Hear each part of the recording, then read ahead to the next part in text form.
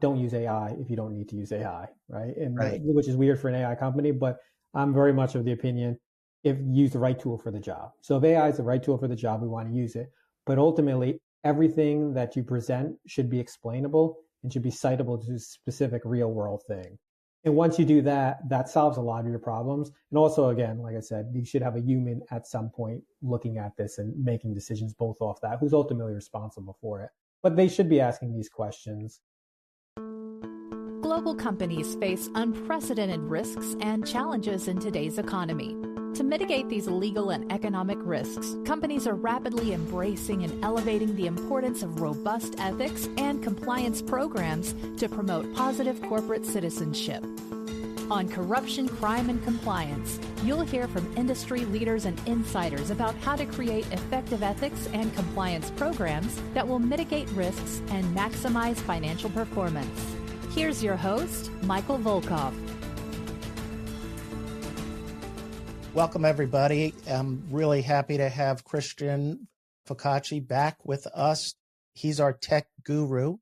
And for all you podcast listeners, he is our technology explainer because he can explain things really well about AI, due diligence, and where it's going.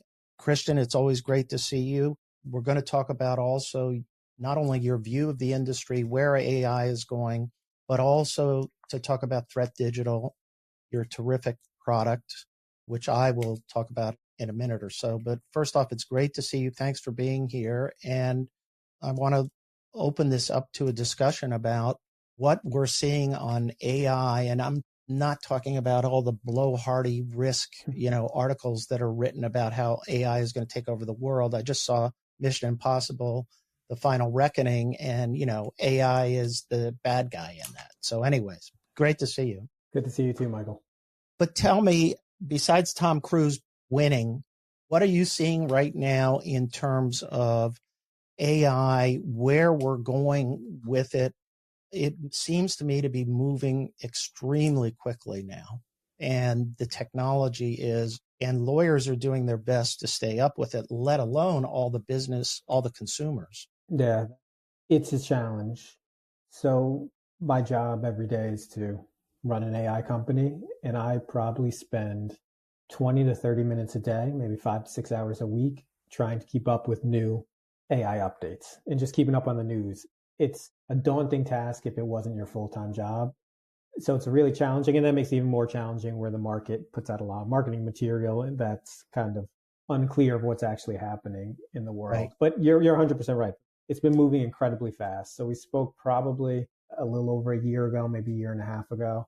The big changes on the technical perspective within that year, models have gotten better, which is a big deal because we weren't really sure, are they going to plateau completely? Is it just, this is the AI we're going to have? But they have gotten better. There's been more advances. When you say models, Christian, are we talking about like machine learning, how the technology is able to process or learn from information or data? That's exactly right. So kind of if we take a step back, everyone today, when we talk about AI, we're talking about large language models, which are machine learning models that have basically been taking a lot of text, usually from the internet, usually from books, all different sources. They've looked at the text, they've been trained on patterns, unstructured human text, and there's a model that exists in the world, and it's static. It doesn't actively get trained, and that's kind of the biggest misunderstanding that I see with when people say machine learning. They think it's an active thing, where when you interact with ChatGPT, it's always learning. It's not. The model is completely static. It doesn't change at all. It doesn't learn new things. Once it's built and trained, the parameters are the parameters, and it's static. Those large language models are provided from large kind of frontier AI companies because they have the most money to train them. And, it's prohibitively expensive for most companies.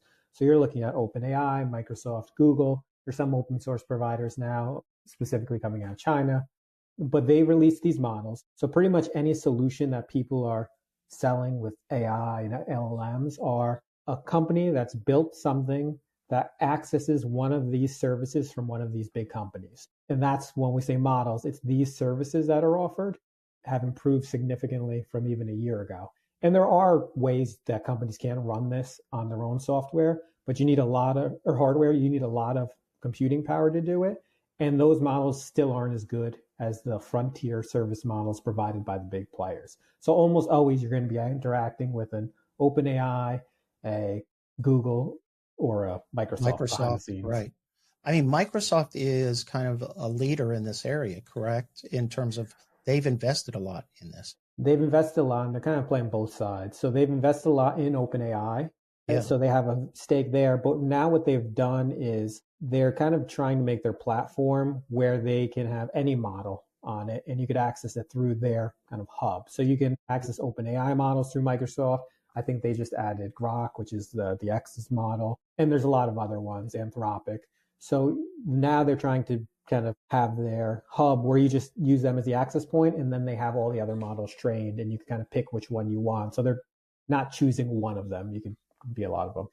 So the other thing that I'm seeing is, a lot of companies, big companies now have these AI committees because, and we'll talk about the risks in a second, but it seems to me like what's getting established are almost like risk committees for AI and data.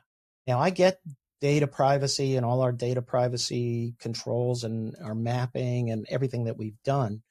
But what I think is really interesting now is seeing governance around AI within a company. And in some ways, that's a good thing, but in some ways, it slows everything down. Yeah. From a year ago today, it's completely different. A year ago, we would onboard a customer and go through traditional vendor onboarding. Nothing new, completely. Right. Oh, you're a SaaS vendor, you're a cloud vendor. These are the forms you fill out. Now, every company above a certain size, every large company for the most part, has specific policies and regulations on how they treat AI vendors, and you go into a different pool. And some of the largest ones, they have policies, they meet once a month, you have to go before them, it has to be approved. Right. We're seeing kind of like a 3 to 4 extension in our sales cycles just from 3 to 4 months. 3 to 4 months, right? We sell a lot to banks and a lot to large companies. So it's not unusual to have a 6 to 12 month sales cycle beginning to end. That's kind of par for the course. But probably a quarter of that time now we're seeing extended through the AI. And in some cases, we've done proof of concepts and trials, and the stakeholders, they love it and they say, we want to move forward, but it's an AI product. So we have to do X, Y, and Z. Or we don't even want to go down that road because we tried it once and we know how onerous it is. Not to put you on the spot, Christian, but are these processes, these extra layers of processes, are they justified in your mind based upon the risk? So I would say no. I would say no, because a lot of them they're treating AI like it's a completely different thing that didn't exist. It didn't exist, right? And it's presenting challenges that you weren't facing already. So like the big questions are around, are you training on the data that we're providing you? Are you using the data with any other customers? Where is the data going downstream? So I mentioned those large providers. We work with OpenAI, we work with Microsoft. Do they know our data, right? If you're working with OpenAI, does OpenAI know XYZ Bank gave us this information, do that? So those are all the right questions to ask, and you need to ask them. The reason I said no is because those are still just kind of data privacy questions already, right? You should have known that before, what the vendors are doing with the data, how they're using it. There are some more nuanced things of, is the AI making a decision, right? And I think there's actually has been less focus on that, but that's probably where the focus should be. And we are of the opinion, me personally, that the AI should never be making a decision, right? There should be a human always making a decision. AI's role is aggregate information, present things, summarize things. But ultimately, we shouldn't have a computer making decisions that affect people. And that's just like a philosophical decision. You've hit the nail on the head in terms of the risk area. The risk area is when you use a technology to make a decision, to exercise discretion. That's where you can be called into question later on, if I'm doing that, about how do I know my data was accurate? How do I know there's no bias that's built in the sources that I'm relying upon? And what I like about what you're saying is your job is to aggregate the information, present it in a consumable way, in my view, and help the person not to make the decision, but provide that information so they can make a decision. Yeah, that's right. And our core is built on kind of a few principles. One of them is one, don't use AI if you don't need to use AI, right? Right. Which is weird for an AI company, but I'm very much of the opinion if use the right tool for the job. So if AI is the right tool for the job, we want to use it. But ultimately, everything that you present should be explainable and should be citable to a specific real world thing. And once you do that, that solves a lot of your problems. And also, again, like I said, you should have a human at some point looking at this and making decisions both off that, who's ultimately responsible for it. But they should be asking these questions. I think there's just the timing around it, and they treated that it's such a kind of special animal today that is probably going to go away. And I would say, at the peak of that. Yeah, I think the controls that are in place reflect, when you see too much, it reflects a misunderstanding of what the technology actually really does and what the risks are. And the risk, I get the risk. You and I are totally in agreement on this. When you're generating content or putting content together, you better make sure it's accurate. Yep. And there should be a process to double check that somehow, to make sure it's accurate, because that's where people are getting into trouble, is when they promote it or just turn it around, cut and paste and put it into something, and then they get called on it. Yeah, and I think that's educational. I think that'll go away as people understand how these technologies fail. So it's not even their fault, right? You see this thing, it seems magic, it's answering questions. It's so new. It's almost like the early days of social media. People overshared things because they didn't really understand what these companies are storing all this information, using it to make algorithmic decisions and manipulate us. And there's a lot of problems with it. I think LLMs are going through that, and they're just, the technology is so early. But they have failure mechanisms, and it's really important to understand how your tools fail. But at the end of the day, they're just tools. They're not magic. And that's my biggest kind of educational point when I'm talking about this, is explaining exactly how it works through the whole process, so they know this isn't magic. It's a part of a pipeline of data and decision making, and this is how it works. And you can trust that it's going to be the same way every time, and trust where it fails and where it's successful. Like people fail in certain ways. Let me ask you this, though, and I hate to put you on the spot with sort of an educational question. What we now hear is the new hot topic is, generative AI and the risks of content and all that stuff is inaccurate or whatever. I mean, are we using the term AI now to cover that generative AI, or do you need to use that lingo when you're speaking about it? So I fought for years against saying AI in general. So I've been in this space for a while. I've had AI products in marketing, machine learning products now for over a decade. And I've historically always fought against saying it. Never say AI. It's because it's, misleading. It's not clear. I've changed. AI now, I say large language models just is the kind of common term for AI. And that includes generative AI too, because they're all kind of part of that same world. And when I say large language models, it's like a lot of words and people don't understand it. So now I just refer to anything that's built on what I consider modern AI technology, which is everything past really 2020, after GPT-3 came out, AI, right? I'm saying just let's all agree, large language models, generative AI, we can just call this AI. And it's really, we could keep moving the goalposts forever, right? It's not sentient, It's not this. It doesn't really learn. For all intents and purposes, if someone in 1990 or any year saw this technology, they would think it's what that definition of AI is. So now I just refer to everything using generative AI and language models as AI.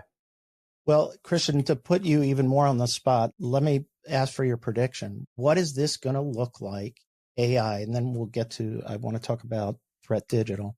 But what's it going to look like in a year or two? Or when we talk the next time in a year, what's on the books now to change? Where do you see this? I mean, this tool is moving fast. Moving fast. And even just we kind of order of magnitude, like a year ago. So just kind of so people understand what our tool does is we work with third-party risk, AML, KYC. You want to know about potential risk issues with vendors or customers. You can use our tool to put in a name of a company or individual. We pull in all this information. We use AI to review it, and we basically give you a summary of red flags or things you might care about. And then we also let you do monitoring on those names. So a year ago, we were able to do this, and it worked really well, but maybe we would generate like a page of content on a search focus. One of the big changes, like in the weeds for the last year, is just context windows, which is how much information can you put inside the language model request for it to review and summarize has expanded. It's gone from like 8,000 tokens or like 5,000 words to hundreds of thousands or even millions of words. So our reports now have expanded in depth and coverage. A year ago, we were at page. Now we could generate 10-page reports, 20-page reports that go in depth on different parts of information. So we're going to keep seeing that. So that's kind of the big change over the last year. Where things are going, I think we're going to see these AI services chain together a lot more, and we're going to see new things. Because in like isolation, if you said, okay, here's these 10 search results about Christian Focacci, have an AI review each one, determine if it's relevant, and do a summary. That's a valuable thing. That's what thousands of people do today, and that's great. But now what you could actually do is then say, look at these 10 search results, now find anyone who's related to Christian Focacci, extract them, run their names through the same system and do it recursively. And now what you're able to start to do is you can start to chain these calls and this technology together. It's still deterministic where it's more workflow and it's making a decision, but you can then make a thing that's greater than the sum of its parts. And it's not just like a point search. You could look at 10 things and then say, okay, and if you find an address, hit the Google Maps API and pull a street view of that address. If you find a company name, search a corporate record database, right? So what's going to happen is you're going to have AI as the hub, and then you're going to have different tools. Could be web search, corporate record search, all these different searches that are data sources. And then you basically are going to have the AI look at something, and you're going to instruct it based on what we care about. If we care about third-party risk due diligence, to extract relevant things that we care about and prompt it certain ways, and then that can trigger more actions. And there's going to kind of be these Rube Goldberg-ish machines behind the scenes. That is amazing. I mean, the potential of that. Let's take a step back because we'll get to this. Look, we use Threat.Digital, and Threat.Digital, that's your product. You plug into a lot of third-party risk management companies and platforms. They use your service. But Threat.Digital can give us a quick and accurate readout on due diligence information with citations to sources. So we're not just taking it on faith.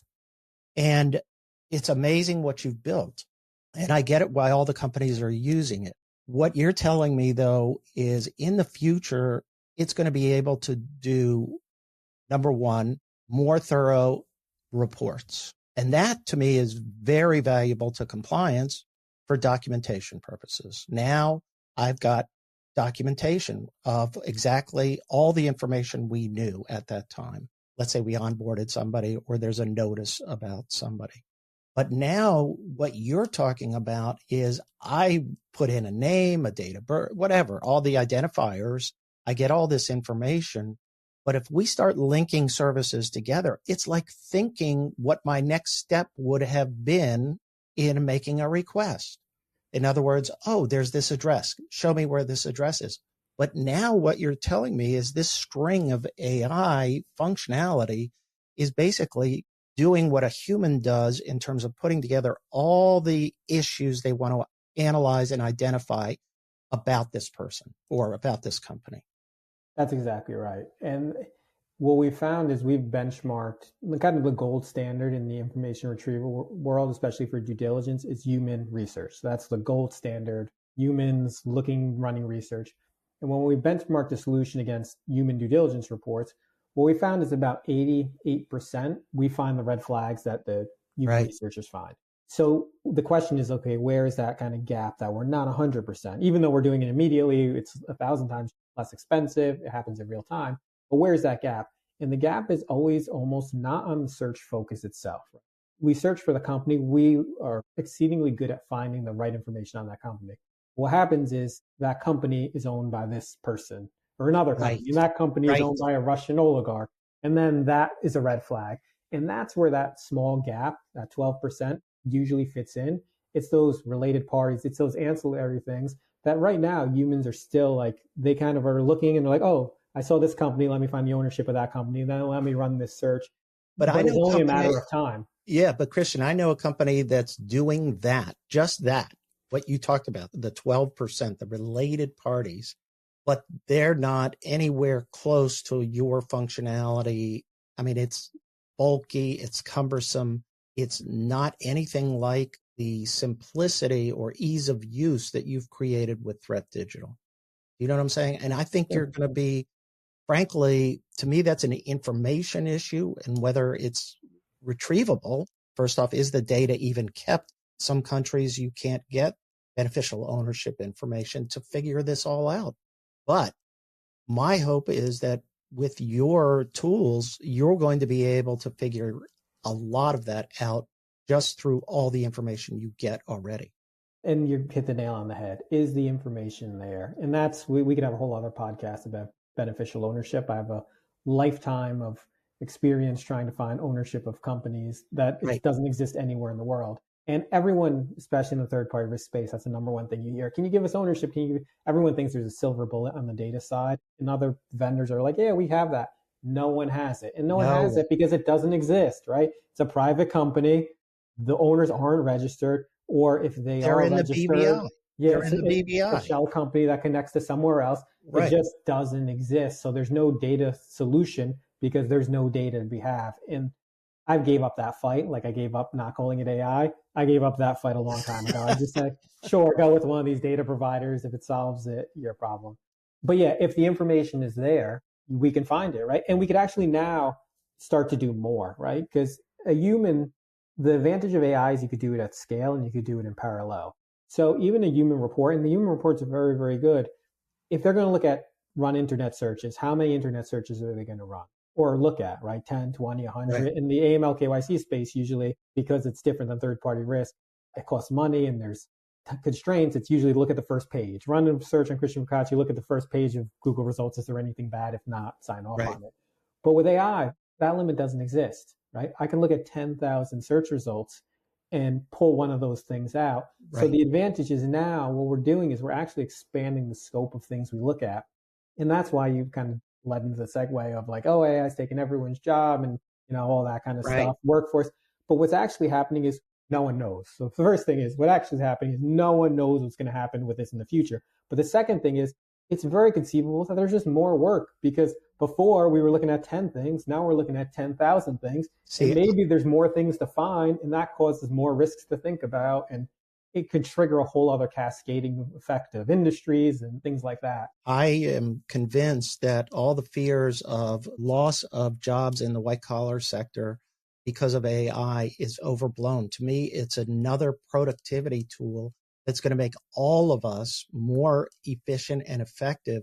And we're going to be more productive. We're going to be able to do more things in the given amount of time. It's interesting. You say the gold standard is human due diligence. And that's because there's an exercise of discretion and supposedly us humans know what's important. And I get that. Like whenever I did research, I was always worried, was I missing something? And I think what AI gives us is a comfort to know that, and I'll depend on your judgment, that we have everything here and it's being searched. And if it's there, we found it.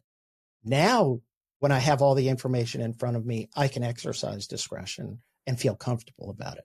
But that to me is an ideal. That could be a great objective that we have, is to give people that comfort.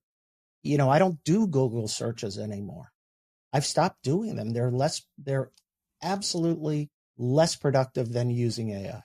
Yeah, that is 100% right. And to that point, our largest cohort of users, not by volume, but as far as companies, are due diligence firms. And that's why people aren't going away either, because due diligence firms are using our tool and humans are very adaptable, right? They're saying, and that was probably the biggest, when I founded the company, one of the biggest reasons I wanted to pursue it, aside from the technology is just really amazing, I would start showing it to people who do research for a living and they wanted to sign up for it.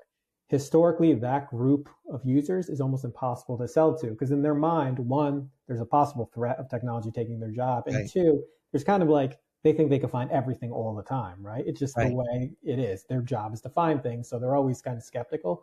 The fact that that group of users saw this and said, we're going to sign up was kind of the big trigger point where I said, there's really something here because historically I've never been able to sell to them. And then once you get the corporate compliance, who's much less discerning and, they don't have the time to do that.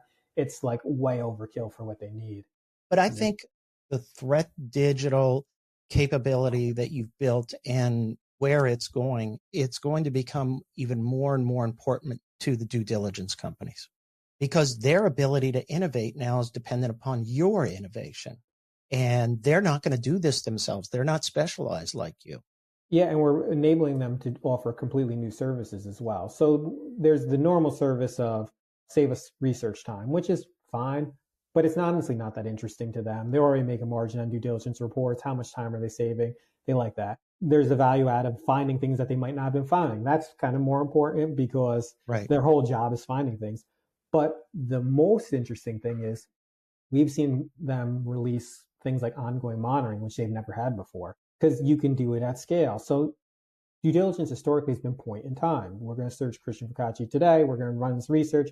Maybe we're going to do it 1, 2, or 3 years, depending on the risk rating of him, high risk, medium, low risk. But it's still that point in time. What they can now do, because we offer a platform, is they can offer their customers, we are going to do the initial search and use AI and try to find everything. But we're going to let you know if this company or individual pops up with any risk events within the next year until you do the next level of due diligence. So there's like a whole new set of products and services that are being built with our technology. And that's one of the really exciting things about what we're working on, because I see all these companies launching services that are based on our technology. And the way we make it available is through application programming interface and API. We have a user interface as well, but most of our volume comes with other companies connecting their software to our basically engine, and then we're powering what they do. Well, we get adverse media hits after due diligence, but what is conducted, and there's a notification, okay, there was a bad article about Mike. But what I think you're talking about is an even broader range of notification. I mean, imagine we have all the AI information that we need to monitor everything. It's incredible when you're talking about it. It's broader and you look at less, which is one of the most important things. Because historically, you could always find out Mike did this. But any volume, when you're talking about tens of thousands or 100,000 names, no one has the resources to look at all the things Mike did every day, right? And there's a lot of different Mikes. What the AI has really done is said, we can look at this and we can look at even more information, and we're going to give you 1% of the results, because Christian Focacci works at a corruption investigation company. He's worked in anti-money laundering. He's on the corruption broadcast. There's all negative words that are going to come up with this, like legacy tools. Now the AI, if you search my name in our system, you get no results when you're looking for something adverse. Wow. Even though you get dozens and dozens of articles about me being in this industry, doing investigative money, it's smart enough to say, this mentioned he was on the corruption podcast, but that's not him doing anything wrong. And that is the real game changer. That sounds amazing to me, because honestly, there's some platforms that are out there where people get inundated with these adverse media hits that are irrelevant. Right, exactly. And one person, this was at a company a couple of years ago, was overwhelmed, and their whole job was just going through those. Now, don't you think what you're talking about, that eliminates that problem completely? It's incredible. And it's not just on the adverse media, it's the sanctions results as well. So we do structured data and unstructured data. Structured data is all the list screenings. What we're doing is when you put AI on top of sanctions, OFAC hits, and things like that, you're looking at like an 80, 90% reduction in things you have to look at. Because it's not just using the name match, right? It's like, okay, Chris and Christian, here's the name match, look at this result. It's using the context of what's in the alert, and it says, well, this is not the same person based on location, the middle name, all these kind of different things. And some of that you could do rule-based, but there's a whole series of alerts that get generated, just low-quality alerts. And we look at them, we know they're low quality. It's not the same person, the same location with the same name. It's like very clearly false positives. AI is exceedingly good at getting rid of those. And most of our customers use our solution to look at the lists, and then they basically have an AI do a level 1 review on it. So it looks at it and it says 80, 90% of the initial alerts, low confidence that's a match. You don't even need to look at them. My prediction in the next 5 years, every name matching system is going to be rule-based and LLM-based. Rule-based in that it compares the names, how similar they are, and then looks at things like dates of birth and ages, and then also a contextual review with AI, because it just works We might have been the first to do it, but a lot of people do it now. It just works so well. Here's the thing. There's going to be an elimination of this term. It's called, and I hear it all the time, a fuzzy match. Yeah. Okay.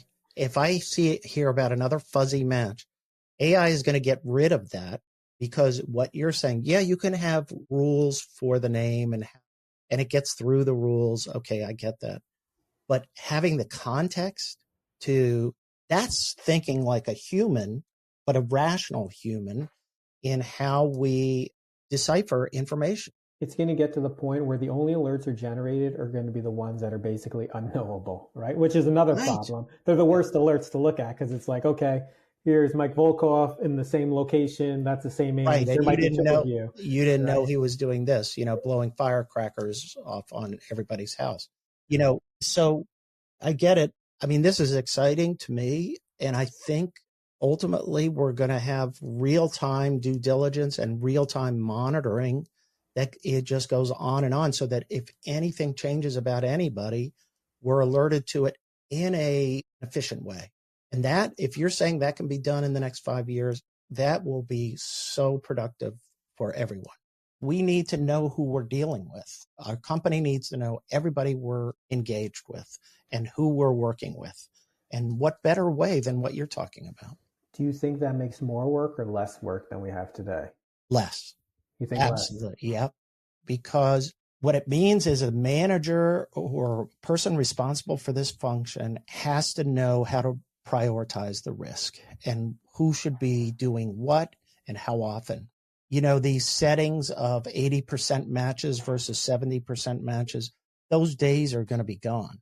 And I think we may have something where we say our risk sensitivity is a little higher than in a certain area, but I think we're going to get to a point with this. And I'm basing this on my legal compliance, working with your Threat.Digital, seeing what you're doing. And I think where this is going, it's going to make us much more productive. And I think it's going to put more responsibilities on corporate governance. Now, here's the real interesting issue is, to the extent there's government enforcement. And now the question is, what did you know about this third party? Or what did you know about this person violating sanctions or whatever? This is where it's going to be careful. You got to be careful to manage the information. Don't put information in your system or into your documentation unless you're reviewing, like it's being seen, it's being reviewed. You can't just say we have it all and it's all in here in this drawer here. You have to use it. You have to make it functional for yourself and exercise what you call the human discretion part.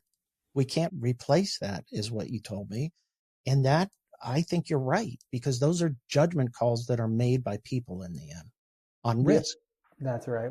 Even we do this monitoring, and we could do monitoring continuously, but a lot of times it doesn't actually make sense to do it continuously today. Right. Because nobody's going to look at the output, right? Do you want news every single day? You have a 2-person compliance team. It makes more sense to wait a week or 2 or a month and let it aggregate and then summarize it all into a digest each month instead of getting a continuous feed of alerts. And we make the information gathering process reflect what our risk concern is. Then it becomes more efficient all the way through. And that's what I think we're going to see. Well, Christian, this has been fantastic. I could go on and on. This is really interesting to talk to you about. Threat.Digital, everyone, is the product to check. Threat.Digital. Christian, if people want to get in touch with you to see the product or to read and learn more about it, how do people get in touch with you? So you can connect with me on LinkedIn. I'm pretty active there. You can go to our website, which is Threat.Digital, or you can email directly at chris@Threat.Digital. All right. And we'll bug you down the road to come back and talk to us again. Hopefully some of our predictions have come true. If not, we'll delay it. Okay. There you go. Thanks, Christian. If you enjoyed this episode, the best way to support the show is by subscribing on your favorite listening platform. To learn more and connect with Michael Volkov, go to volkovlaw.com.